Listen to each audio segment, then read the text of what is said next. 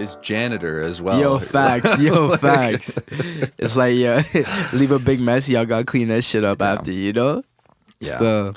So no white couch. Nah, trust, bro. You got a white couch, bro. It's raps. This is not gonna be a white couch by the time you're done with it. It'll be yellow. It'll be a yellow brown. It's gonna be like all dirty and shit.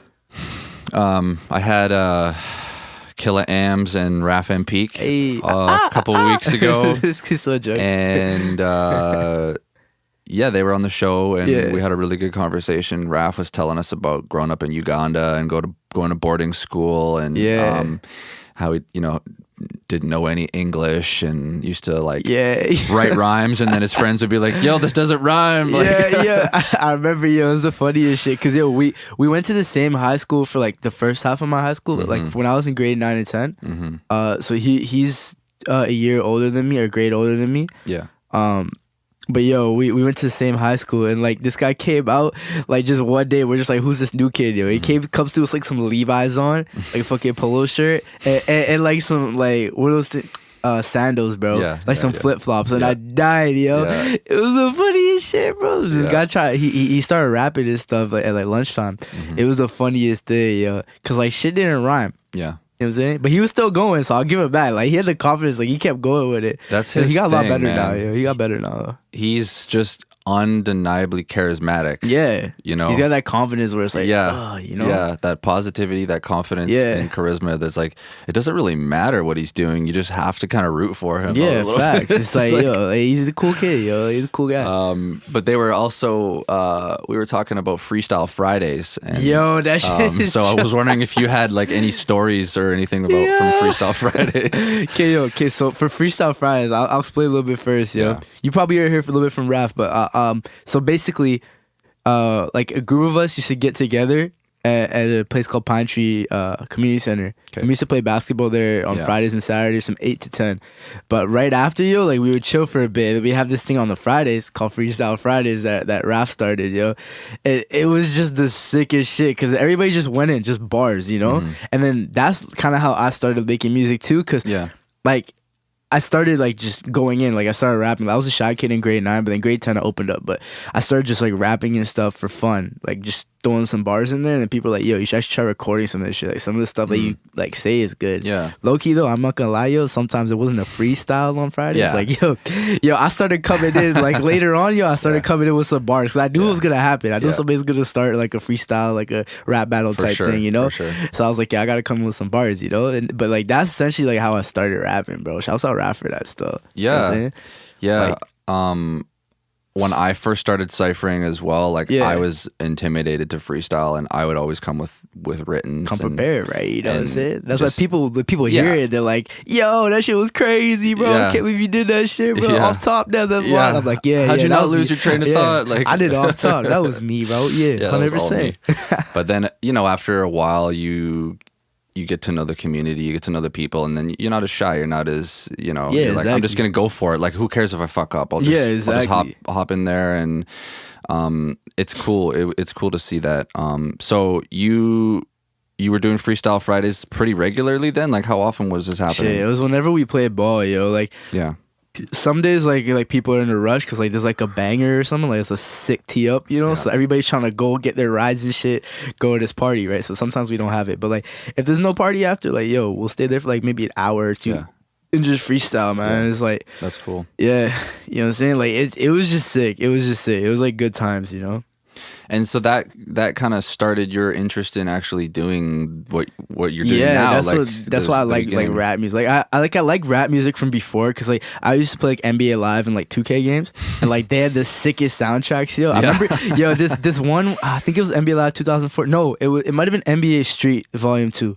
But they had that song Right There by Chingy. It's like, I like the way you do it. Right there, right there. Show your hip when you're walking in, make it stir, make them stir. Like, that was a fucking banger. I heard that and I was like, yo, this is sick. You know what I'm saying? Since then, I like rap music. But yeah, the Freestyle Fridays is what really started it for me. You know, like, that was what really like made me branch out a bit more. Where it's like, where I got the more confidence, like the more that I went and did them, you know? Yeah. And then what was the next step after that? Shit. Next step, yo, I started recording with this dude named DG. He was like the local kind of producer. Like people like from Coquitlam and Port Coquitlam and stuff used to go to him, right? And I just kind of did it for fun there, just with the homies and shit. And I released this one song, which I regret like crazy now because it's well, I don't necessarily regret making the song, but I regret making that specific song. You know what I mean? Okay. Like it was the one that started it off for me, but now that looking back at it, it's fucking shit. It was trash. Like I'm glad I made it so much farther, like artistically and sonically since then. Yeah. Because it was so shit. It was called I'm Gucci You Polo, and it was with my boy Keontae, and it was kind of dope for the time. Like we were in like grade 12, I think, grade 11 or 12, around that area. But it was sick then. But now looking back at it, it was the shittiest song. I don't know how people liked it. Yeah. It might have been because I was like the only rapper at our school, but like shit, it's whatever, you know. It started something, you know. It started something. Man, so I have memories of doing like covers of like, we would steal like Dipset beats, like Joel Santana and Cameron beats, and then write our own songs over those. That was that one track there. The whistle song. You know what I'm saying? Joel Santana's crazy. So, man, they had a good run, those guys. Yeah, back in the day. But yeah, that was kind of how I got into it too, man. Just you know, hearing things that you liked and being like, hey, like I want to try that. Like I wonder what it would be like if we did this. You know, exactly, right? You know. But then knowing someone who's got the equipment, that's the most important part. So you did know somebody that had like a little home kind of studio set up. Had a little home studio thing, you know, just something like, hey, why don't you guys come by here and stuff, you know, like you guys want to make music. Yeah. So like we started making music there. We made a few tracks there. I met a few people there. But like from there, like honestly, like that was just more of like just planting the roots, you know, like.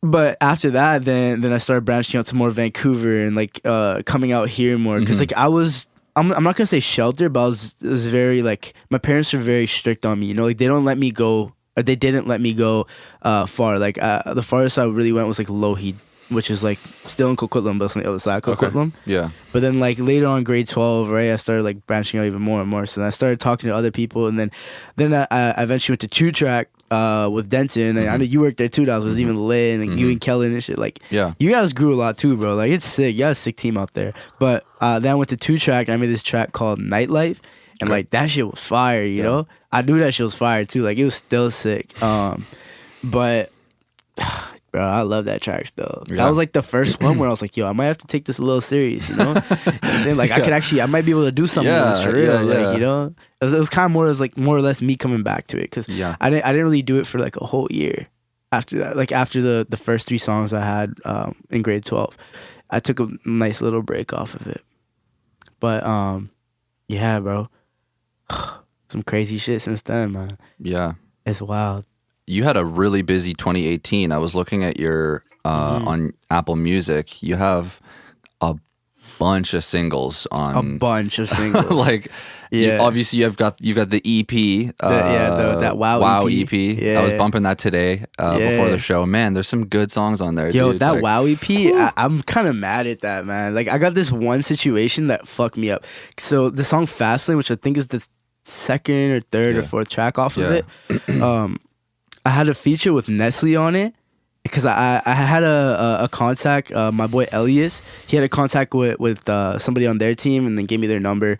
Shout out to Elias, by the way, still. But I got one of their numbers, and then from there I got his manager's number, and then from there I sent him the track. Nestle fucked with it. He hopped on the song before he was signed, right? Okay. And I was sitting on that feature for a little while, and by the time I was about to put it out, he signed to Republic. And that was the most fucked up shit that happened to me because I really wanted that to be on like Spotify, Apple and stuff. Yeah. But I was only able to put it on SoundCloud with his feature. So I still have the song up, but it's just me on all the paid for platforms. Oh, okay. Yeah. So you have like an alternate version. I have an alternate version, like the original version. I'm gonna say like with Nestle on it on my SoundCloud. But yeah, I was super choked about that, you know. So because of like his label and restrictions with that, you weren't allowed to release. I needed to get it cleared, and damn, it was just the worst timing, you know. But looking back on it, it was still a dope song. I honestly don't think I needed him on the song, like to make it sound better. Not missing anything. The only thing, the only thing I think that would have made it better is it would have got more PR and stuff. You know, like that's the big thing. Yeah, that's one thing I was really bad at back then. I did not know what the fuck to do marketing wise. I just threw my shit out there, just like throw it on my IG. Yeah, get some dope artwork and then wash your hands with it. You know what I'm saying? Just be like, check out my new song. Yeah.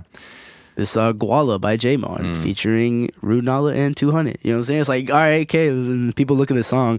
And then that song, the one I just said, Guala, with Nala and 200, that's the one that really caught off for me in the first place. My first, that's the first song that I had to hit 100K on Spotify, which is fucking dope. Shouts out them too. They're sick. And Dolly's a sick producer too. And 2-Track, 2-Track engineered that shit. But I'll be honest, so ever since I've been to 2-Track, I've only been going to really that's like my go-to spot always. You know what I'm saying? Awesome. 2-Track, and then I also go to Compound because Benji and Araz are pretty sick too.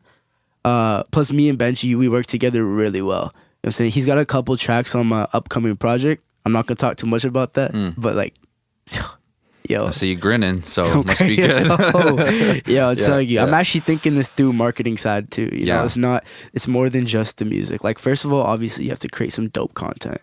Then it comes to the videos. Then it comes to how you plan it, how you put it out. Like, if you notice, I haven't put any songs out since November, right? Since I had that, I opened up for Shoreline Mafia a while ago, and that was a show I did, in November, right? I haven't put a track out since then, so I'm sitting on a lot of stuff, a lot of stuff. But you're taking it... I'm taking it slowly. Slowly this time around. It's a slow burn. Yeah.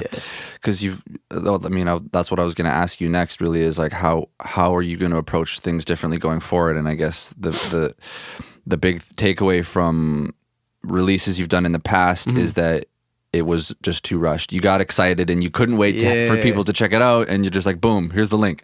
But so now you're sitting on it, and there's a little bit more scheming, a little bit more politics. Do a little plan on it.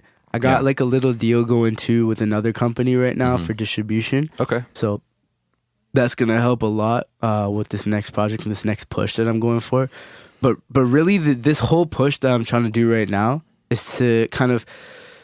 It's really hard to explain. I'm not the best at explaining stuff, but it's to kind of put me out to the rest of the world. Because majority of my music or my listeners are from Vancouver, right? Vancouver, and I have some from LA and New York, which you're gonna get anyway, because those are two of the biggest cities in the world, right? Yeah.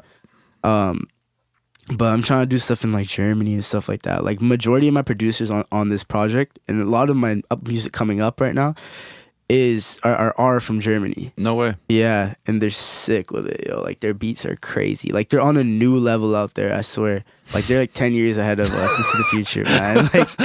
It's wild. So you have producers that are these people sending you beats with stems and stuff? Are you... Well, what they do first is they send me a pack. Well, originally how the relationship started with a lot of these producers was I go on their YouTube page, I pick out a beat, I write a song to it, right? I send it to them, and this is what I do with all producers now, but this is how it started. I send it to them, and then I tell them, yo, is it dope or not? I made this song to one of your beats, what do you think, right? Yeah. And then they either say fire or trash, right? If they say trash, then but they haven't said trash so far, which is a good sign. Which is a good sign. Yeah. They've all said fire so far, but this dude Ryo, he really fucks with me heavy, right? He did this one song I have called M&M's, but he sent me the stems right away. He's like, bro, let's get this shit going, bro. And he sent me a pack and shit. He's one of the dopest producers out there, man. That's cool. So you're almost doing an audition process with these people. Yeah, it is almost. You have to kind of pitch yourself. That's why I think with almost everything is when you work with other people, you have to tell them or show them yo, what do I bring to the table, and how can I help you? Because that's really what people are interested in. Yeah. Nobody really wants to work with other people, just based off of okay, let's do it. They want to just look over it and see hey, if I work with this person, what value they bring to me, and also what am I bringing to them, and what's kind of the trade-off for that. Yeah, beyond just a financial transaction. Yeah, beyond just financials. Here's $200 for my stems, thank you. It's no, let's build a relationship here. Exactly, because later on in the future, if you look at it long term, okay, you might get that whatever $100, $200 now, but if the song blows up, you're missing out on a big cut. Because if you take that 20% of the pie that you would get up front, that back end could be like crazy. If that shit blows up and hits like whatever 10, 20 mil, 20 mil on Spotify, that's, I'm gonna say, it's about, how much is about $4,000 per? What's 4 times 20? 80 grand. That's 80 grand. What's 20% of 80 grand? About 15, 17, 18, around there. Like see, that's a big ass cut. Yeah. Like you just think of it as a small number. While you're sleeping. Exactly. Like it's a consistent check too, right? Yeah. You'll get that month to month, still something. But I don't know. I just think producers and artists alike should think more like that. And like obviously bring your value to the table and work like that. You know what I mean? Yeah. That's cool. Like, I have not met anyone that is doing that yet. So that's really cool for people to hear that, you know, like try that approach. Yeah, you gotta believe in it. That's it. You gotta believe in yourself first, then make them believe. You're creating a portfolio, and you're like, yo, check this out. Here's what I'm doing. Here's what I've done. Here's what I've done. Here's what we can do together. You know. Here's what we can do together. Exactly. Fuck yeah. So this process is going pretty well. You've got a bunch of new stuff you're sitting on right now. Bunch of new stuff. Literally sitting on it. My phone is like in my pocket right now. I'm literally sitting on it right now. And so you have a manager as well, though. How does that fit into all of this? Well, originally, like I had a manager who just handled my emails. Okay. I didn't sign a contract, none of that. He just set me out with some emails, some features, etc. Okay. Quick little cash grab things. Like I'll do a feature or whatever, like $200, some shit like that. Okay. I didn't like that. Like he wasn't really doing me any like service really. Like he was giving me quick little bags, which is all right, but it's not something I want. Like you want longevity. That's the key, especially in music. Like you see people die out so fast nowadays, you know? But you want to be there for the long haul. But with the management side, like I got a new one now. He's sick as fuck, dope ass dude. He's had experience with other people in the city who are actually very well known, not just here, worldwide known. Okay. Very well known. But he's a dope dude, bro. Like we have some crazy shit planned out. Like it's a whole collective thing we're doing. Visual side, like there's just many different pockets that we're trying to hit right now because Vancouver is such an untapped scene. Yeah, you know what I mean. Like people in Vancouver know people in Vancouver, but people in Toronto, LA, Chicago, Berlin, fucking Hong Kong, like they don't really know people from Vancouver. Yeah, you know what I'm saying. Like we need to have that one person to break through so people notice. Like yo, there's some shit here, you know what I mean? Because there is a lot of shit here. I'm not gonna say a whole bunch of names because I don't want to forget any. Because there's so many, you know? Like there's so many great artists, producers, all that. Artists, just in general, bro. Like it's wild. Like even think of how many people come here now. All these like movies and TV shows are all shot here. They've always been shot here. Yeah. It's like all these people are coming in and out all the time. It's like we don't make use of these connections. There's a big industry here. Huge. And that's not known about. People from the States are shipping work to get done here, you know. We keep saying this every time, like every show we talk about this, about how like Vancouver's just like a hidden gem right now, man. It is. It really is. There's in the 3 years I've been at 2-Track, I've worked with a ton of people, and like I'm just like, wow, like any one of these people could really do it. Could break through if just with the right spotlight on them, or with the right timing and the right mixture of ingredients, the right plan. We've got so much talent, like just ready right here, and you know, all of the eyes are on the East Coast right now. You know, that's and that's great because that's putting Canada on the map, really. I mean, exactly. When was the last time Canada had like the 5 biggest artists on planet Earth? Never, bro. This is like the time for Canadian music. Even the Junos, like I've never paid attention to the Junos before. Yeah. This year's Junos though was sick. Like there's sick artists coming out from Canada. It's crazy. You know what I'm saying? Like it's wild, bro. Like Canada's about to come up nice. We've got The Weeknd, Drake, Bieber. Yeah. There's a Jesse Reyes coming up. Jesse Reyes coming up. Killy coming up. Killy coming up. I mean, and Nav, 3 of those are the top artists 3 of those on are Earth. top, yeah. Like really? JB, Drake, Weeknd, those are like top. Like, you know what I'm saying? Even Nav. Nav had a top 10 selling album this year. He's like unbelievable. Like 9th or 10th of this whole year of selling albums. Like that's fucking crazy. Like, you know, shouts out Brown Boys, yeah. You know what I'm saying? A lot of it has to do with like the fact that hip hop is bigger than it's ever been. It is. You know, in the 70s and 80s, it was like bands like Aerosmith and like that was like rock was the biggest thing. Those are the superstars, right? People wanted to be the rock stars, but now the new rock stars rappers. Rap stars. Like, you know what I'm saying? Like that's people want to be a rapper. You know? People want the gold chain and all that. Back then people wanted like the flowy hair and all that shit, with those tight ass jeans and the like vests with no shirt on. The vest with no shirt. It's like a hairy chest. I was like, no, scratch that. Now he wants to be a rapper. They want the ice, the chain, you know. Minus the face tats. I don't rate that shit. Don't get a face tat. What if you just don't do it? Not a requirement. You don't need it. Like it's cool if you want to express yourself, but on your face is one place that I would never personally get it. At least I'm not gonna discriminate against people who have face tats. As long as you're a cool person, it's whatever. So Max will have that. I can't imagine you having a face tat. Do you have any tats? Any tats? Period. Tats? No. I would get one on my finger. It would be like a knife or a sword going through my finger, like just on my finger, but the middle would be cut off, so it looks like it's going through it.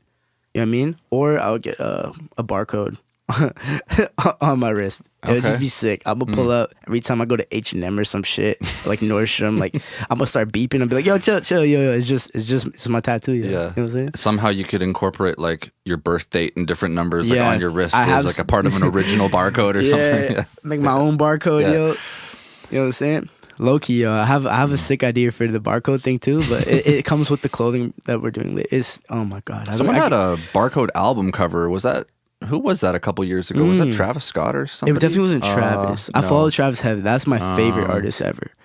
But I know somebody did have a barcode. Oh no, it was Pusha T. Yeah, that's what. I forgot what it was called. The album was just a big fucking barcode. That was it. He has some good album artwork though. I'm not gonna lie. Like that last one, apparently he paid like $100K to clear that.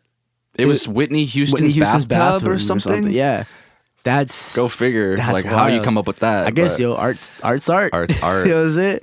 Yeah. Either you pay $100K for it, $40, like so whatever. When you first look at it, it's just like some obscure pink fucking like, what landscape. The fuck is You're like, what is this? Oh, it's Whitney Houston's bathroom. When you realize, the meaning behind it, it's like it's like it's pretty dope though. I like it. That was a good album. You know what I'm saying? What do you think of that Drake and Pusha thing, man?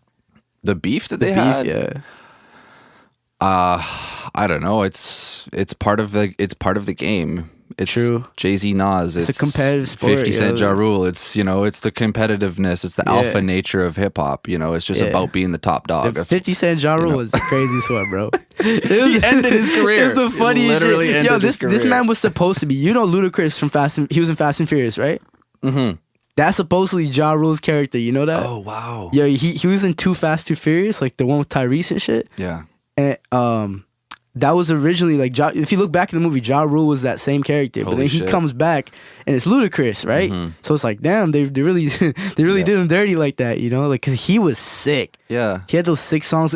Him and Ashanti, sickest duo. I could not agree more, and I don't care what anyone says. You know what before 50 Cent ruined him, he was great. The whole Murder Inc. thing. They had such a good run, dude. Him and Ashanti just hit machines. Him and Fat Joe, crazy. All those guys. It was sick, but 50, like he's a beast, yo. I don't even know. Ruthless. The crazy shit that I seen, yo, was it Ja Rule and Ashanti had like a comeback concert or something. Yo, this man bought out like the first 4 rows of the thing of their concert just so it'd be empty. It's the funniest thing I see, bro. He 50 Cent bought the first 4 rows of Ja's concert just so it'd be empty. It's so jokes. Oh, he took him for everything he was worth. Yeah, well, it's that vitamin water money, man. He can do what he wants. Oh my goodness, smartest idea. But since then that hasn't really been replicated. Like that level of just literally takeover. Never. At least not on that standard. Like people kill each other and shit. But I think that's too fucking much. That's stupid. Yeah, don't end someone's life. But that's wild. I mean, he took like arguably one of the top guys. Like around then, it was like Nelly, Ja Rule. Yeah, those guys. Jay-Z untouchable though. You can't touch Jay-Z. Eminem, you can't touch. Personally, I'm not a big fan of Eminem. Like I'm a fan of his old shit. People are afraid of him. Is where you're going with this. They don't touch him. They don't go near him. Because it's like, damn, he's gonna spit some fire on me. Yo. Like you seen 8 Mile, bro? Like, jeez. He wrote both sides of that too. You remember that? Like he wrote both sides. He wrote both sides of the battles. That's fucked. Like so, either way, he would beat you. Like that's crazy. Yeah. But like, oh man. Yeah, you can't touch those 2 dudes, man. You know what I'm saying? Yeah, no, they're the kings for sure. But like that's just what it is in like rap and hip hop though. It's a competitive edge. Like that's what it is. And you know, now you got Pusha T going after like Drake and his illegitimate child, and they're hurting each other's feelings. You know, they're getting personal, like, and sometimes like I think.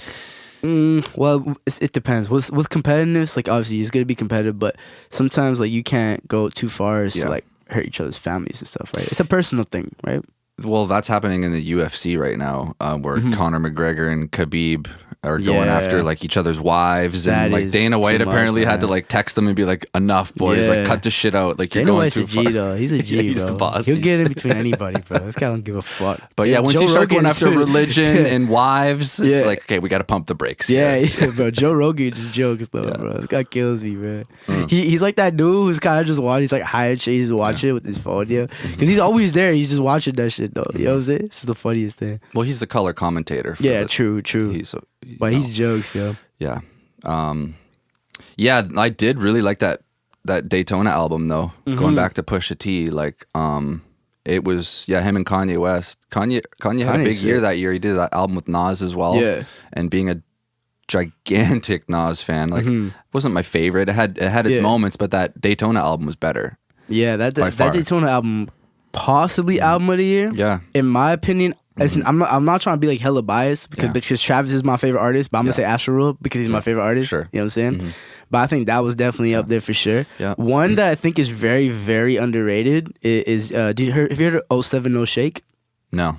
Bro, she's fucking amazing. Fucking like it's weird. I don't know if she's like a dyke or some shit. She kinda looks like a girl, but she looks like a dude. But she's sick.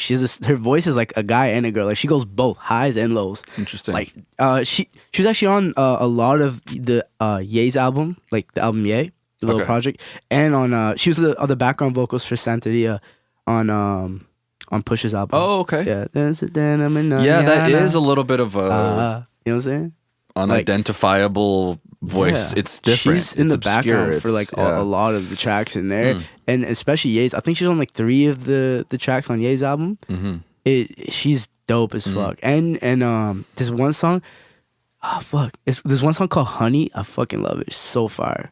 Like her voice is just amazing. Like if I could ever work with her, like she'd be like on one of my top 5 people to work with. And she's not even that big. She's just signed to Good Music recently, a little while ago, but she's gonna blow up. She'll get her chance. She definitely will. I mean, because look at Kanye. Before he was Kanye, he was signed to Rockefeller for years, just the guy in the background making beats, and then Jay-Z put him on, and then he had his moment. So she'll get her moment. The throne. He's just going off. But I think by the end of it, as long as he doesn't know no stupid shit, he'll be the GOAT, in my opinion. I think because he really crafted a lot of sounds that artists use today. Kanye, you're talking about? Kanye. Yeah. Like that 808s and Heartbreaks like influenced a lot of people like my age. Like it's so dope. Oh my goodness. So dope. Yeah, no, he's a pioneer. Yeah. He creates trends. He's bigger than hip hop. He's a cultural influencer. Yeah. He's in every sense of the word, shit, all that. I mean, he's once a generation type of guy. He really is. Like he said, he's Beethoven in the flesh. That's what he said. Walt Disney. People can not like him, and I know a lot of I have a lot of friends that are like diehard kind of just like hip hop purists. Yeah. Like from the boom bap type guys, and they're like, "Oh, I don't like Kanye," and it's like, okay, fine, don't like him, because he uses autotune or whatever. It's like, yeah, but he's so big and influential, and you cannot deny that. You cannot deny what he's done and created, and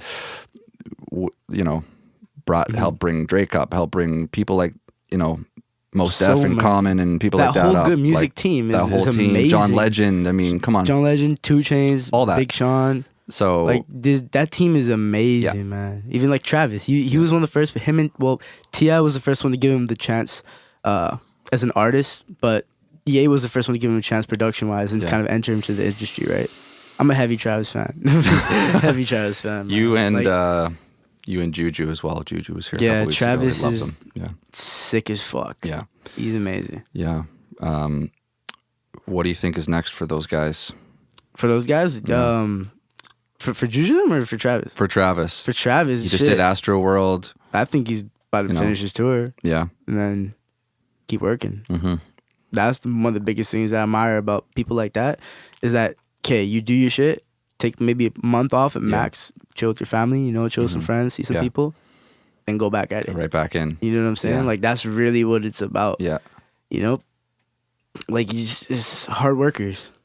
Even when I work with people too, that's the biggest trait. Like, you can be really shitty at something, right? But if you keep working at it every day, day by day, you'll eventually catch that person that you were trying to be or trying to like look up to, right? As long as you keep chipping away at it, you know? Yeah, to a certain degree, I think. Well, there has to be some level of talent there, obviously. Yeah, like, that's what I was getting at. But like, you can't absolutely like do like nothing. Like, you know, like I can't get like my grandma to come and be like, "Yo, make me a beat, fam." Like, it's not gonna work like that. Like, you have to be able to at least basics. But you know what I mean? Like, if you really, really, really want something, like you'll be able to do it if you're a hard worker. Oh yeah, you know I mean, they say that, you know, talent or hard work beats talent. It does. But there is a certain threshold, I think, especially with anything creative and artistic. Like, certain people are just... Certain people think... It's the way that people think. They have, like... Something and I see this firsthand, you know, having been doing this for 15 years now, recording... Like, I've been making songs and recording people for 15 years, and I've seen a ton of artists, right? Yeah. And you can basically tell within the first minute...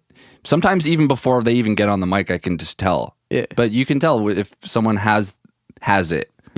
If they've got, like, whatever you want to call it, like the musical gift. It's a combination of timing, of rhythm, of being able to actually hear in your head what's coming out of your mouth at the same time, and like a certain sense of like self-awareness and all of these things. Exactly. This is all, and you can work really hard and get in the studio every day and grind and make a bunch of songs, but there's gonna be there are those people out there that are just born better than you. Yeah, exactly. They just are. They're just better at what they do, right? That's really how it is, with a lot of things. But my point is still is like, if you work hard, you'll still be able to do something with it. That's what I'm saying. Absolutely. You know what I'm saying? Yeah. That's why I always go with hard workers first. Yeah. You know what I'm saying? Because at least then I'll try to, if they are kind of lacking a little bit, then somebody else will try to make them better, you know? Consistency and hard work go a long way, dude. Yeah. Yeah. And you see that, you know, I learned that the hard way, you know, when I was growing up in Victoria and,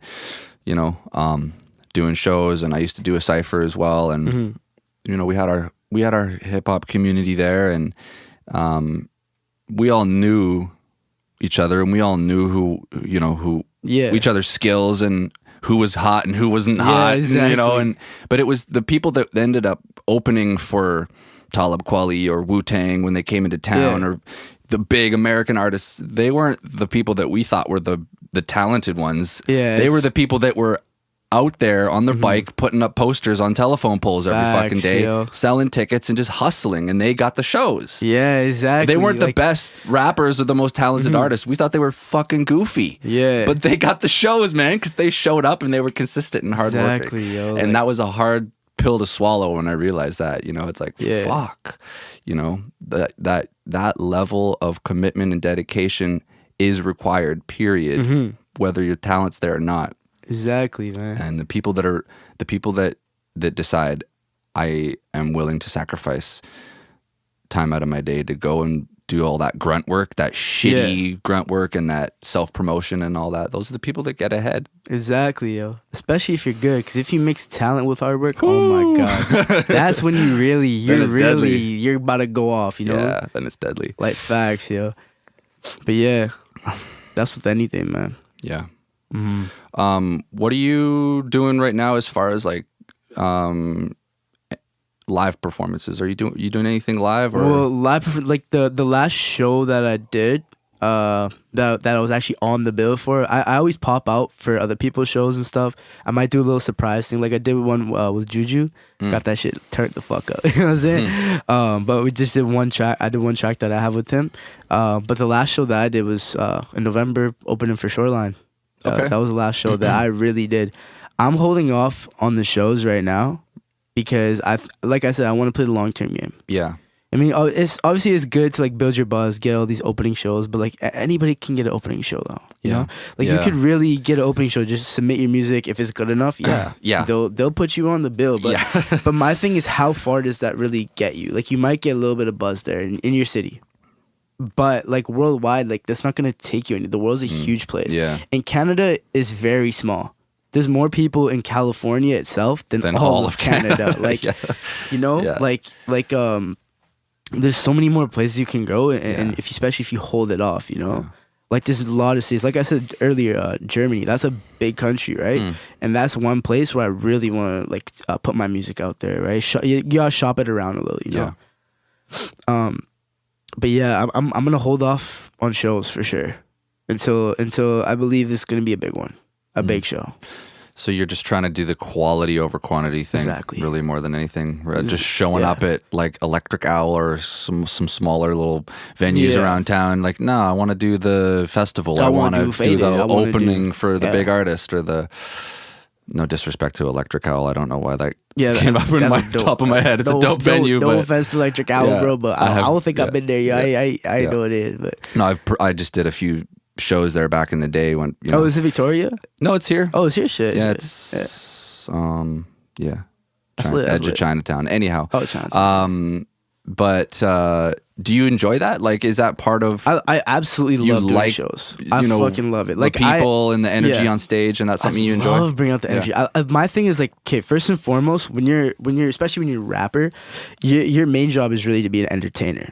Is to entertain. Like you have to be able to put on a good show. Like you can be a dope ass artist. Like you have sick music, but if you can't play a good live show, then people aren't going to buy tickets anymore. Like once the word gets around, oh, this guy sucks live, they'll still listen to your music. That's all right. But that's another big source of income as well as getting your like just artistic expression out. You know, totally. Like it like for example, like my set list that I have right now is way different than the songs. Like Dry. That's one big pet peeve of mine. Is I hate when people just play their songs. They just make one big long track. Whatever, how long it says, like 20, 30 minutes or whatever, and they just play it, you know? Like, and you need it's just some interaction, like you know? It's like, have some interaction, switch up the songs a little bit, you know? Like, add like a little clap section or some shit. Like, I have like a 6 section in one of my songs called Link Up. Okay. I'll give you the title, it's called Link Up. Okay. But the song's not out yet. I'll play it for you after. Okay. I'm not gonna play it on here, yo. Yeah. No, being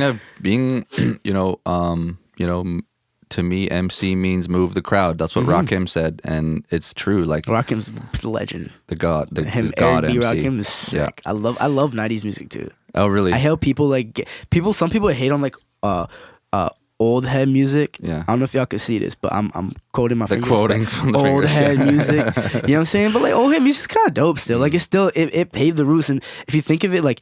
That was how it would be how music is if it was dry, in my opinion, like with no like vocals and shit. Now people add all the auto-tune and shit. I just think that was like the base, and you keep going up and up from there, and like we still are technically old head. We still have old head music. We just talk about different shit. Yeah, you know what I'm saying?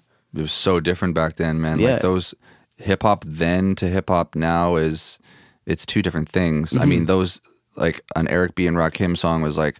There was one vocal layer. There wasn't like 14 layers of ad libs. Yeah, not like people ad libbing like crazy. Like I do it too. I'm not gonna lie. Like I put mad melodies. People love them. I do four sets of ad libs, right? And then I just kind of pick and choose which ones I want, which melodies I want in the background. Do I want any hums and shit? Like you know, I think it's a big. That's like I said earlier. Kanye really inspired that. Kid Cudi's a big one too. Like.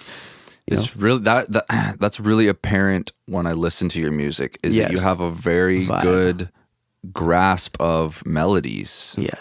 Your hook, your verses are hooky. You know, when I think of verses, especially when I'm writing verses, I think of them all as mini hooks. Because you still like the hook is supposed to catch people's attention, right? That's the thing where people are supposed to be like, "Wow, this song's sick. This is the sickest part." That makes the song. Yeah, that makes the song exactly.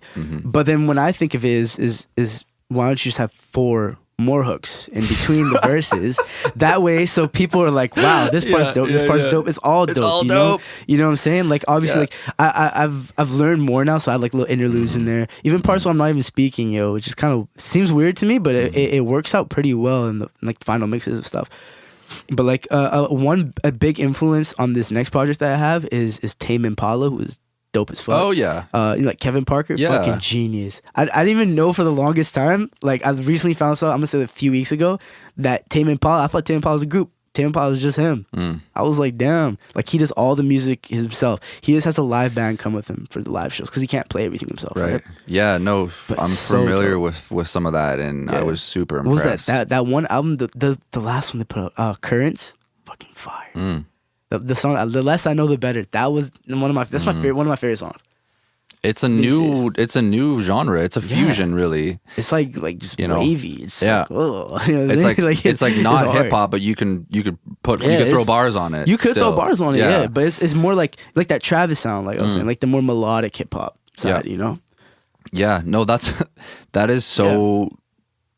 Yeah. I just think that's so gigantic that you have that attitude towards creating a song, because this is something that that I try and really stress with a lot of artists when they're asking me for feedback in the studio, or they don't have the song fully constructed yet.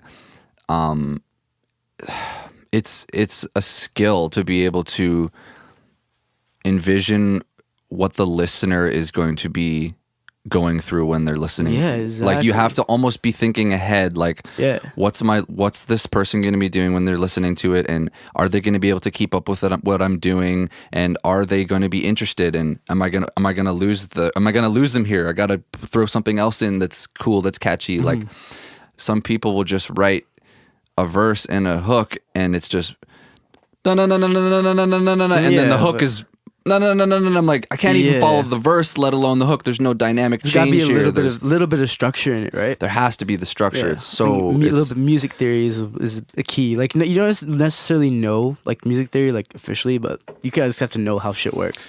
You have, you have That's to a must for any genre whatsoever. Country and shit.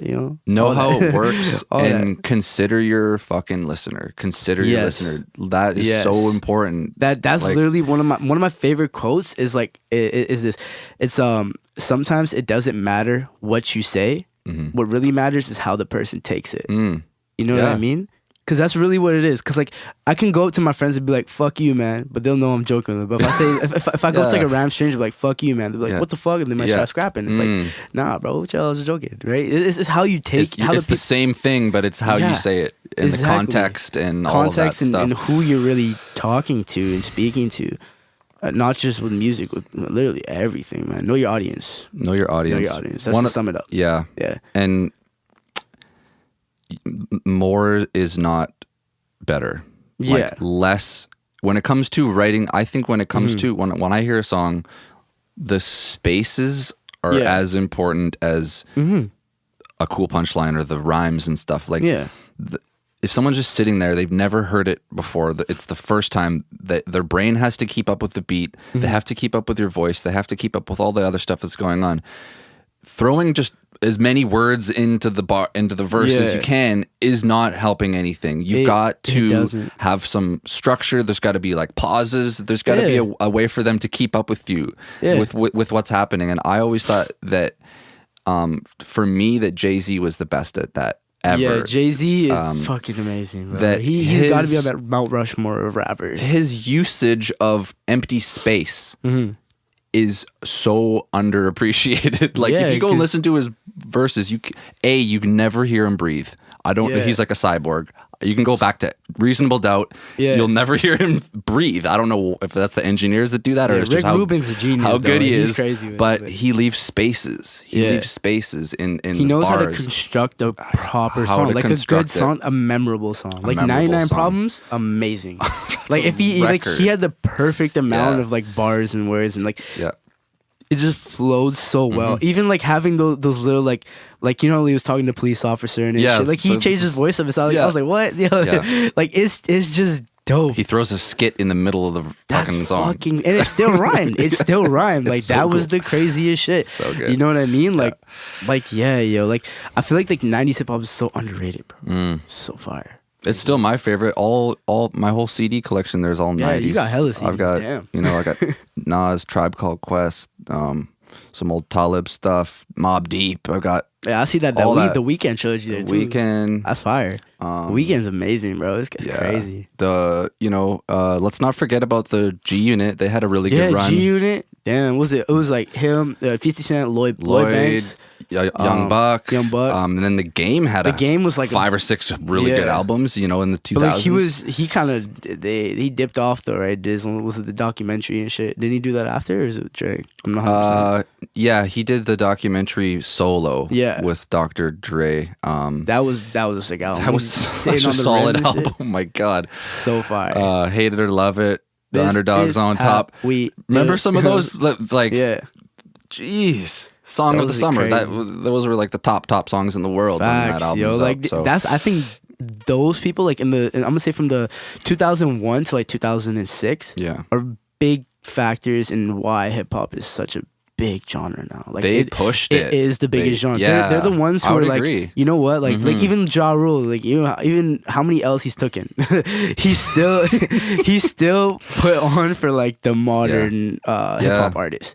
Like they paved the way to make it a commercial genre. Back then, like even like for example, like Will Smith was definitely not at all one of my favorite rappers. His rapping is catchy, but it's very, very PG. It's almost kiddish. Some Disney Channel type shit. For sure. Yeah. He still has some bangers. On Miami was a banger, but acting's amazing. But he was one of the first people too that I think that really pushed it, because he won a Grammy one of those years. It wasn't televised. He made it public, right?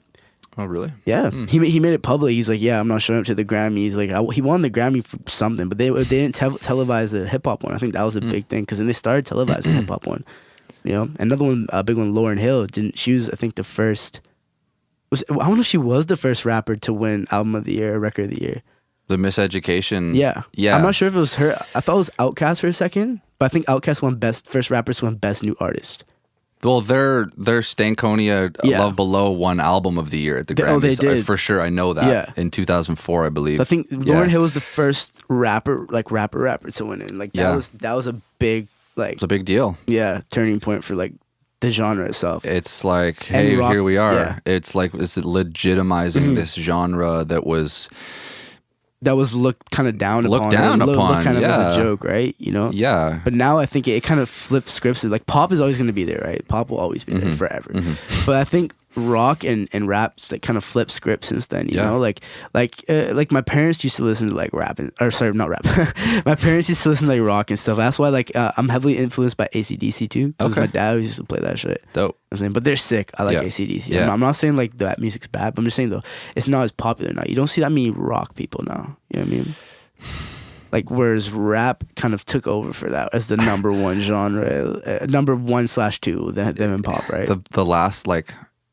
The last big, like gigantic rock band that I can think of was Nickelback. But then they also suffered from that like Ja Rule syndrome, where they became like a joke of themselves. They really were, reason. Yo. I know still why don't understand it. Like, it's because it's the Canadian broadcasting rights or something. Like you have to play a certain amount of like I think it was like 40% or something has to be Canadian music on radio. Okay. And like back then, like there was only Nickelback. Yeah. Like who else was there? Like I can't think of anybody else like that you can play on like 94.5 and shit, right? That's like kind of popish, right? Yeah. In Canada. So what you're saying is people got so sick of it. So sick of it, yo. Especially in Canada, yo. Like it's just like they're not bad. Don't get me wrong. They're a sick group. They like you know are not. Yeah, they all just wanna be a big rock stars in the minutes. They made anthems. They made stadium anthems. Yeah, they were like big songs. But it's just like it's too much. It's too saturated. It was too much. Yeah. But like now, like you said, Canadian music is amazing now. Like I think it's at its peak. So when I say it's peak, but it's at a very good point, because I think it's still gonna go higher. Peak's the top, right? So I think it's gonna go higher. Yeah. But I think it's going towards the peak of Canadian music, man. It's not. Yeah, I mean, it's not just bands from England and the States now. It's like Canada is in the sport. A major player. We're sport. Yeah, we're a major player now, and it's like out here. This Olympics, we finna win a couple gold medals. For some golds.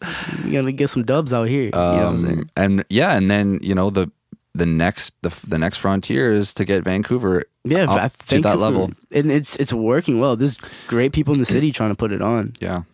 Just a little bit of butting heads there, here and now within industry people, but I think once we get that one artist to break through, like properly break through, like, then we'll be good. I mean, that I've said this before, but if one of us makes it, then we all make it. We do. The spotlight will be here. It's it's just a matter of the artists all here working together to understand it sometimes. Help each other. Let's all put each other on. That's why Atlanta's doing great. They collab with each other all the time. Obviously, they did their own thing. Build each other up after. Build yourself up. Work together, build each other up. Make it. Atlanta was probably the best city for rap music for the last since like Migos, like Gucci, like Migos, all them came out from there, like Waka Flocka and shit. Like that was a huge city for rap music. I'm gonna say now it's a little bit more Miami because it's more like kiddish shit, like that mumble shit, right? Like Smoke Purp and Lil Pump and stuff, right? X was from there too. R.I.P. to X though. Ski Mask is from there. Like it's a big city for rap now too. Yeah.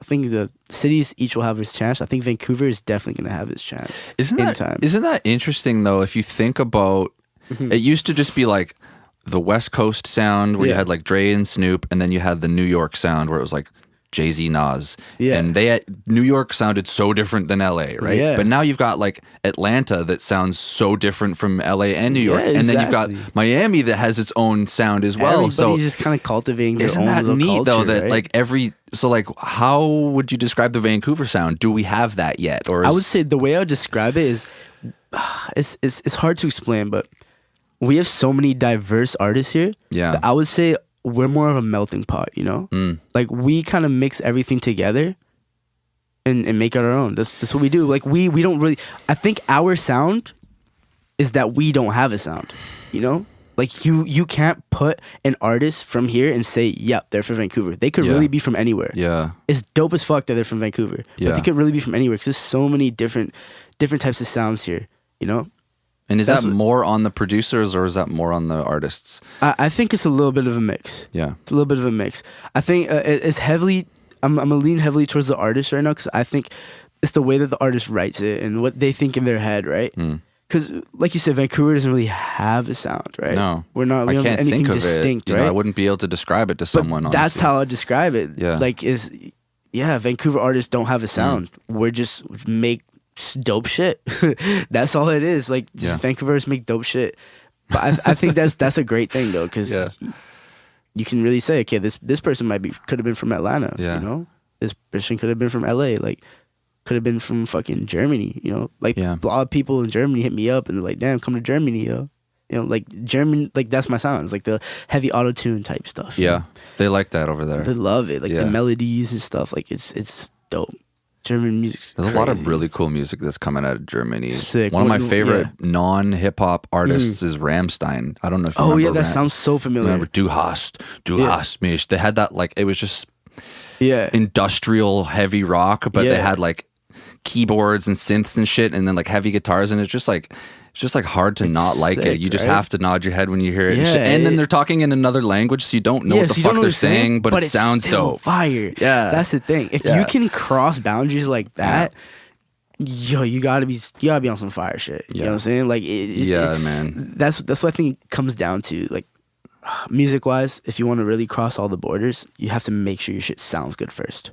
Right? Like you're talking about leaving that empty space. Yeah. Those little pockets, getting the song structure, music theory, all that. Get the sounds Make it sound dope first. And then, throw the lyrics on. Make sure it makes sense, right? But I think the main thing is making it sound good. And then substance. Think of another like international phenomena that comes to mind is the Gypsy Kings, Gypsy Kings. I was going to say the biggest one I can think of off top would be like Psy. Like the fucking Gangnam Style. Sure. That's another really good one that's more recent for sure. But what I'm trying to say is like artists making music in another language that no one knows the language, but they still fuck with the music. Exactly. You're maybe a little bit young to remember the Gypsy Kings, but they're an international phenomenon and they're speaking their own dialect. and they had some huge records, and they had a really big run. But your boy from Korea as well. Like I don't fucking speak Korean, but that's a dope song, man. And I'm gonna try and like mumble along with him. And but exactly. it's the vibe. It's they created a vibe with the song, and it's like I can nod my head to this and I can get into it, and I don't fucking care about the lyrics. It's like that cool that one like somehow. I don't know if it's Korean, Japanese, or Chinese. I'm sorry, I don't mean disrespect no Asians. But it's really hard for me to tell the difference between the languages. But that song Ijima by Keith Abe is crazy, yo. Like that shit went stupid crazy everywhere, bro. Yeah. You know what I'm saying? Yeah. Like it's Ijima. I'm not familiar with that one. But, dun, underwater squat. Squat. Bah, bah, bah, bah. You know what I'm saying? Like it was fire. Yeah. International music's amazing. Yeah. Love it. One big wave right now, I think is happening is the Spanish music is coming up here. Yeah, the Spanish sounds, dude. That's amazing. Like you see, 6ix9ine made that one track with was it Anuel AA, and then also Drake made that song with Bad Bunny, Mia. Fire. Like people are collaborating with that Spanish Mia Cabela chick. Oh, with Camila Cabello song too. Yeah. Yeah, right. Like just so Cuban many pianos and shit. Like that's making an entrance into popular music right now. Spanish music is coming up in the pop scene at least. Yo. Yeah. You know what I mean? Like it is dope as fuck. Yeah. Ozuna, like this sick artist there. And we were talking about like how like the dance hall sound as well is dance hall creeping soca, in like, there. Which in its own right in its own countries these sounds are gigantic, but we just don't know about them over here, right? Yeah, exactly. It's like, but when we're exposed to them and we give them a chance, then we're like, oh, wow, wait a this sec. is fucking dope. Like, damn, how come? Where's this shit been? Like, where's it been? Exactly. Where y'all been hiding this? I'm like, damn. You know what I'm saying? Like. That's how it would be though. Like there's so many different artists out there. Like even like for example like Billie Eilish. Like I started listening to her like before like she blew up. I'm not trying to be like that guy to be like I knew her. I knew about them before but like I really did like you know what I'm saying. Like she was fucking sick. I already knew she was gonna be fire. You know what I'm saying. And the labels obviously recognized that, put all this money into her. So smart as fuck for that. Yeah. Hopefully she didn't sign a shitty advance deal or shitty percentage deal, but. So no labels screw artists over. Like TLC, right? TLC ended up in debt after their deal. Did they really? They did. What? It is fucking crazy.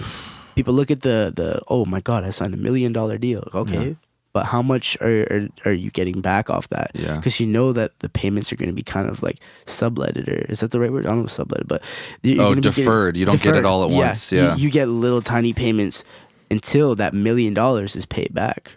It's a loan. That's what it is. And it looks nice on a contract, but you have to remember you still have to put out like was it 13-15%, however much percent you have to put out for taxes. Yeah. You know, how much percent you have to give your manager, how much percent you have to like do all this. You don't end up with that much. And that $1 million that they give you, the advance they give you, they use most of that money for marketing. That money is supposed to be invested for you for the marketing. You know what I'm saying? So you might have $1 million, but don't go spend that shit. Right. When we were talking about this when Nala was on about and how people blow through that so quickly, and then, Nala's really smart with that shit too. Yo. Well, like she was talking about her experience in LA and telling some really great stories about that. But people get they have to keep up with all the other people, so they have that jewelry budget, and then they got the car budget, and they got the house budget, and then before you know it, you're sometimes. Like, I can't remember what got left. Who said this, but somebody was like, "Oh, this one person had Ferrari, so I have to buy a Ferrari too." Exactly, that's the mentality. It's so like, wrong, though. It's why like no, you should be focusing on making dope music. Yeah, exactly. Like that's at least my perspective. Like obviously, okay, have a trophy every now and then. Buy like a sick chain, buy a sick watch, buy a car, whatever. Buy your parents' house, like something like that. Just one trophy though. Like don't consistently go crazy. Yeah, because you can get dope clothes for free. Like people will pay you even to wear your clothes. You don't even people like I get free shit all the time now. I'm not even big. Yeah. I'm not even like big, but they see like, hey, I show them what I have, what I'm gonna have in the future. And some brands they sometimes they'll either give me money or in the clothes or just the clothes. And I'm cool just getting free shit. So yeah, I'll rock. Bro, even like was it the pants I'm wearing and the hoodie I'm wearing I got for free. Yeah. Like it's dope. And plus I love putting other artists' stuff on. Like it's like I don't understand sometimes why people wear all these like designer brands. Like they already have their money. They're all big brands. They're in Nordstrom and Holt Renfrew and shit. Yeah, like, they're not paying you to have their logo on the. Yeah, you're paying them. And yeah. like even for example, like how Offset, he got like a 30% off lifetime deal with Versace, right? Even though he could certainly afford it. Like. He could definitely afford it, but he got like a 30% off That's lifetime hilarious. deal with Versace. That's fucking hilarious. But he really shouldn't be paying anything for that. He put up their stock so much, not just him, but all of Migos when they made that Versace song with Drake. Like everybody was like Versace. Like people were rocking that shit. People were buying the Medusa belt. Like damn, some rappers need to learn things. Not just rappers, but all artists in general, or just people in general need to learn these business side of things. Totally. You know what I mean? Yeah. And even for example, like I was talking about the smaller brands, like even like say get equity, invest in your friends' stuff. Yeah. If you believe in it and you think it's dope, throw a little bread in there instead of throwing all this bread at buying fancy shit. You know what I mean? That way you can have a piece of it as well. So if it does blow up, or not even if you really believe in it, it's when it blows up. You'll have a little piece of it too. You know what I'm saying? This is all really good advice. Yeah.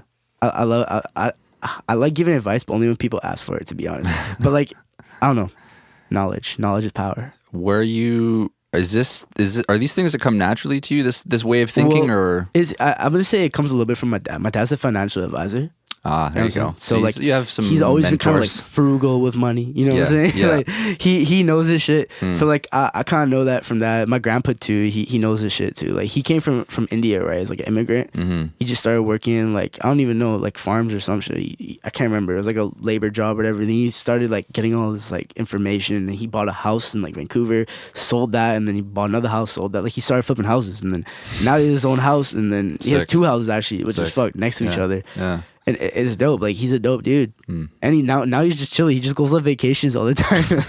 Could be like worse, he's a smart dude. Like I respect his grind because he came here when he was like late 20s, early 30s. I'm gonna say around that time. With nothing, basically nothing. Yeah. Like he got here, got a job, and he helped so many like people on the way. Like he helped a lot of like my uncles and aunts and my mom's uncles and aunts come here, right? Pretending to be like, oh, this is my brother. Yeah, he's staying with me just to bring him into Canada, right? That's really cool. Yeah, like he's a sick dude. But like I learned a lot from them. You know, it's not as much as asking them questions; it's more of observing. Yeah, you know, observing and picking up little traits here and there. You know, like it's jokes, yo. My my dad has a big ass coupon book. It's so funny. Like it's huge, yo. He takes it with him all the time, yo. That's hilarious. He's always clipping out coupons and shit. You know what I'm saying? Like it's so funny, yo. But like it's crazy, bro. This guy collects that shit. Like he's got more coupons than I have Pokemon cards. Like it's wild. You know what I mean? And I had mad Pokemon cards, bro. When I was in like grade 4 and 5, like he's out here, yo. Collect them all. You know what I'm saying? Well, it's an attitude and it's a way of, it's a way of thinking. It's a way of thinking. Exactly. What I was going to say. But that's really cool that you've been able to observe that and then apply that to in a creative way and then mix it with what you're doing with music. Like you've got that advantage already over everyone else. You have to have the awareness of okay, I'm making this dope shit. Well, how am I getting paid for it, I guess. Sure, paid for it. Compensated for it.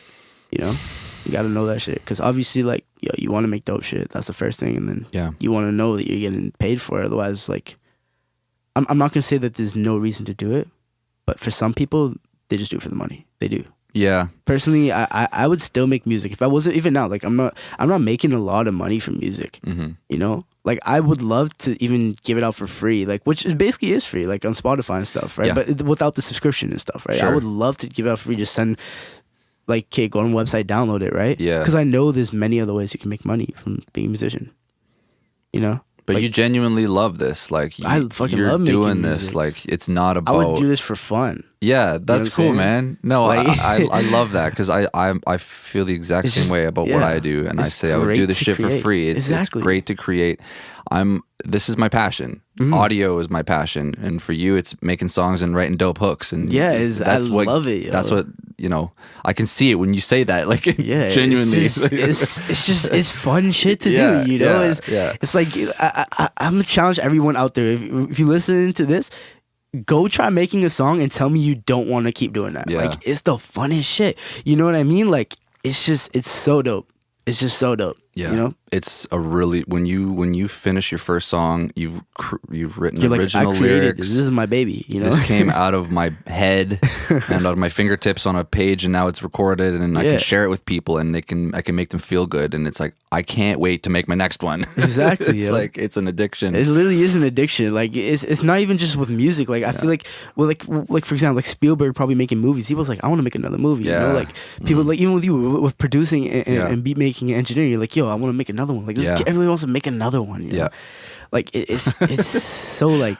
It's so rewarding though, man. Yeah, it's dope because then you see what you finish. Like, like for example, I'll touch a little bit on some of my plan in the future, but I'm trying to make a TV show. I'm trying to pitch to Adult Swim with my friends. It's a funny show. I'm gonna kind of similar. It's a little bit similar to like how Mad TV was a little bit. Okay.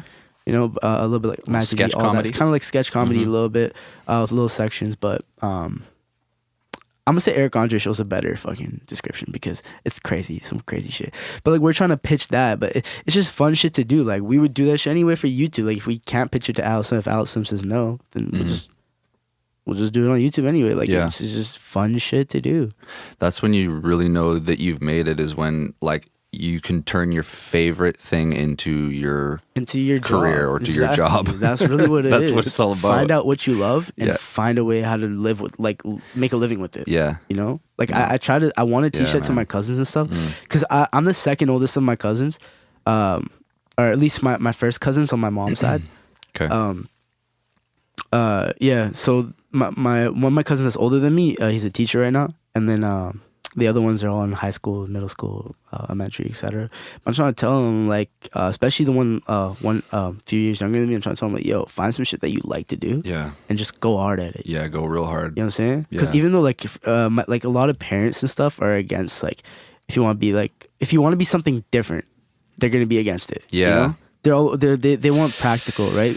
Which I understand. Like, you want your kid to be I guess safe or you want them to have a safety net, right? Totally. Always. Totally. But like, you're gonna regret it later on in your life because they'll pass. Their parents will pass away eventually. Yeah. When you're like 40, 50, but you're gonna look back on your life and be like, damn, I wish they let me do this. I didn't do it my way. I should have tried. Yeah. I should have took that dive. You know. Yeah. Because if you take that dive, you either fall flat on your face and you're done. Well, that happens to some people. Yeah. Or you keep going down until your parachute starts working. You know, your parachute starts working, you go back up, start flying back up. You know, like.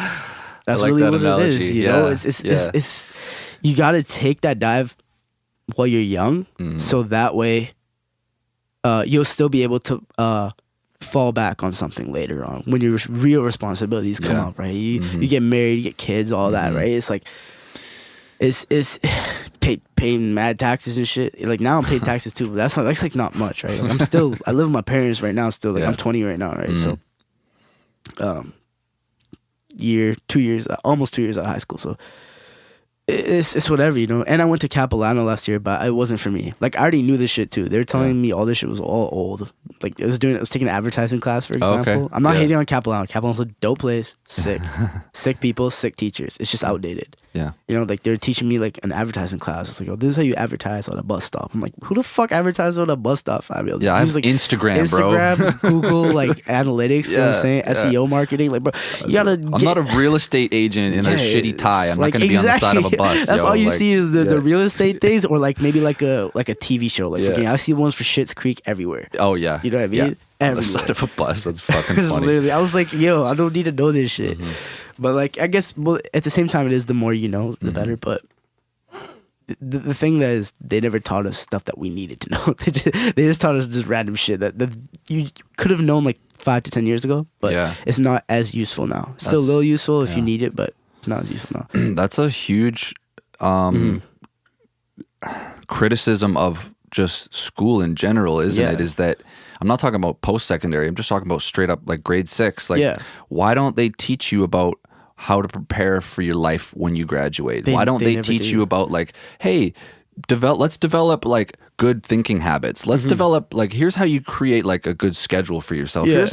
Let's all develop good attitudes towards work ethic and finding what we care about and being passionate. And why the fuck do I need to learn about Spanish explorers? Exactly. Like that's not helping me, bro. The social studies, like scratch that class, take that shit off the curriculum and teach me about taxes. Teach me how to save money. Teach me about how to get motivated. Like, yeah. The way that I think of it is like, yeah, I guess you should still take some of those classes. Some of them definitely aren't necessary. Like, but like math and stuff, they should still take. But like certain things, like if you're really like know you're like, okay, so this is my take on school. So up until grade 9, I believe you should be doing all the stuff that you're doing, right? Do your math, do your science, all that. But I think around grade 9, like when you enter high school, I think you should be able to have more choices in what types. Because even in grade 9 and 10, like they have just general math and stuff. Yeah. Not everybody wants to do math, you know? Not everybody wants to do biology. You know, like I think up until grade 8 should have been like your test run of like, okay, what shit do I like? You know? Right. And high school is kind of where you find what you really like, right? Like they should be kind of implanting that early in a lot of kids. Like, yo, find your shit and do it. You know what I mean? Yeah. And they should have like some more classes. Like for example, like they tried doing a planning class, which I took. What we have to take now. Yeah. But it didn't really teach me many skills. Like, you know, it wasn't that helpful. Like they didn't teach me how to do taxes. They didn't teach me how the fuck you buy a house and shit. Like how do you do all that? Stuff like that, right? Stuff like real life skills. Open a bank account. Yeah, open a bank account. Things like that. Yeah, it's like all of that, yo. Like, yeah, I didn't learn any of that shit from there. I just learned it myself. Even now, like I took those courses. I got A's and B's and shit, good grades, whatever. You know, I had to carry my group projects, man. Fuck my groups, by the way. Y'all were trash. Y'all were trash. Y'all guys didn't do shit. Yeah. I was so mad at them, yo. I had to do all the group projects and shit, you know? It's only like just me and like this one other kid in this one project, yo. He was like, yeah, yo, I'm almost done my half, yo. Literally like 2 days before the thing, he's like, yo, here, I sent it. And I look at it, yo, it's like nothing. It's like shit. It's like, what the fuck is this? You know what I'm saying? There's always going to be those in life. Those people ones who are like, riding on other people's success or just like, piggybacking, you know? Yeah. But like, yeah, man, like I was doing well in those classes anyway. But this semester I took off because I want to focus on this. Like I said, I want to take a dive at it. Yeah. You know what I mean? I want to just try to go in, see if I can do this. And mainly, I'm going to say, I know, I have to prove to myself I know I could do this. Yeah. Like, I believe myself. I have enough confidence in myself. And even my manager, he knows that I have enough confidence in myself. And I have the plan. I've been planning for a while. My thing is I want to instill it in my parents that the confidence. Because I feel like they think that I'm going to fail still, you know? So you're still trying to convince them. That's what a lot of parents, I believe, too. Not just mine. But I think a lot of people, like, they need to convince their parents. They have that feeling that they need to do it. Yep. You know what I mean? You know, I had a friend who was just, his whole world was just getting approval from his dad. Exactly. That was his whole world, literally for years. And I would hear about it. And it's just like, his dad wanted him to, you know, take the safe route, be whatever he was, a lawyer or some kind of financial thing. And he's like, no, I want to be a rapper. Yeah, like, look how hard I'm working at this. Yeah. Fucking 16-hour days, grinding, doing shows, handing out fucking flyers. Still couldn't get the approval, you know. Yeah. And I think eventually he didn't pursue it. I mean, it's sad. You know, he had a good run, but like you said, the harsh reality of it is that your parents will not be there forever. And then when you're 40, you're gonna and they're you know, they've passed away. You've got your own life. You're gonna be like, fuck. Why didn't I just go for it when I was 20? Especially if you look back at it, you're like, damn, this is some fire shit. Why didn't I take a try at it, you know? So I think a lot of people that, especially in Vancouver, I'm going to say, is great talent, like I said earlier, but there's no eyes on the talent. Right? It's a huge thing. That's why I'm glad I have the business side of it, you know? It sounds like you've got a good head on your shoulders, JMON, and you got a good attitude, and you've got the mix, you've got the whole package. Just trying to get lit, make some dope shit. You know? That's it. That's how it be. Yeah. So before we get you out of here, where can people check you out online right now if they want to go get a little taste? What's the Instagram handle? I changed it now. It's JMON XX. JMON XX. JMON XX, yeah. And you've got links to your Apple Music and all that? Yeah, just check the links in my bio, you know. Yeah. Check it out whenever you can. Just go for it. You know what I'm saying? Yeah. Let me know. Just hit me up. The dope or not. I was on there today, and if people that do have Apple Music, like all your shit's there. All the singles, the new Apple, Spotify. Wow. All those bangers are there. Yes, sir. Cool, man. So this has been really fun. Thank you so much for coming out here. 110%, bro. Doing this with me. Yeah. Appreciate it. This has been a lot of fun. And peeps, check out JMON. He's one of the, in my opinion, you're one of the guys that if you could do like a documentary on an artist in Vancouver, you'd be like Brad Pitt. For me, you're that guy that's got the whole package, man, and I mean that. I'm a big fan of yours, and I'm rooting for you. Thank you. And nothing but respect, nothing but love, and follow your bliss, people. Take the chance. Big facts. Word. Okay, thanks everybody for listening, and we'll talk to you real soon. Okay, peace. Easy. Yeah.